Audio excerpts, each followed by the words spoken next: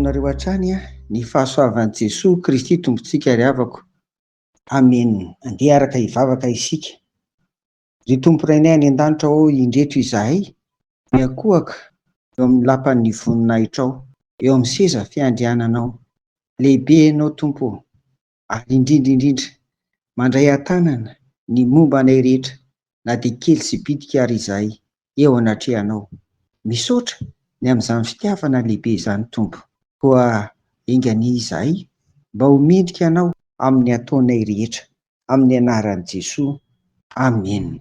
Nanomboka tamin'ny alatsinainy sy nitohizana omaly, ary mbola ambara amintsika anio ry havana ny amin'ireo andinin-tsoratra masina ato amin'ny bokin'ny Apokalipsy, ka hialoavan'ny tenin'i Jesosy hoe afainganao.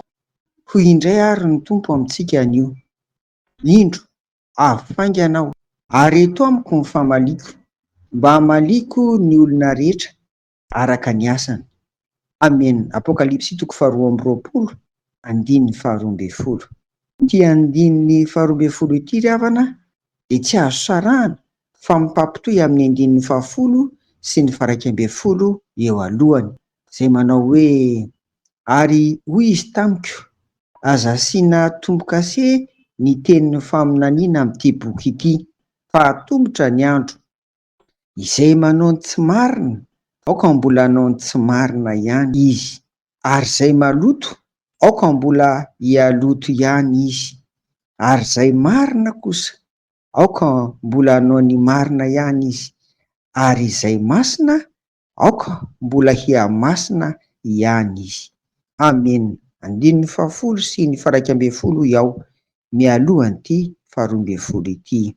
Milaza ary izany fa efa atombotra ny fiavian'ny Tompo, ka samy havelany hanao izay tiany ny olona, ka ao ny mpanota manohy ny ataony ihany, ary ny olo-marina araka ny soratra masina sy masina voatokana ho azy dia ampaherezina mba hiaina arak'izany hatrany mandra-pahatongany. Efa vitan'i Jesosy ny asa-panavotana rehefa maty sy nitsangana tamin'ny maty izy, fa tsy fotoanan'izany intsony izao rehefa ho tonga izy. Tonga izy hitsara ny olona tsirairay avy araka ny asany avy. Famaizana ho amin'izay nandany ny androny, amin'izay heverina hoe ngamba tao mahitsy, tsy misy dikany, tsy mahasoa eo amin'ny fiainana ara-panahy. Izany no nandaniany androm-pahavelomana. Noho izany dia famaizana no azon'izy ireny. Fa ho avy kosa izy hitondra valosoa ho an'izay marina sy masina araka ny fahitany izy Jesosy, ilay mpitsara marina. Fahefan'i Jesosy irery ihany ry havana no hitsara sy hitsaranao ny amin'izay nataontsika, nandaniantsika ny andro amin'izao fahavelomana izao. Koa samy mitandrina ary fa tsy manao vazovazo ny Tompo. Rehefa atombotra izany araka ny nambara teo. Mahery-zo amin'ny Tompo ry havako.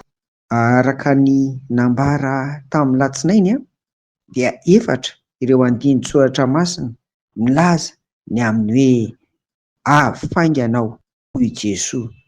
Noho izany dia ho faranantsika rapitro izany ry havana, raha sitrapon'ny Tompo. Izy ny tahiry antsika amin'ny fahasoavana mandrakariva. Hivavaka ary sika.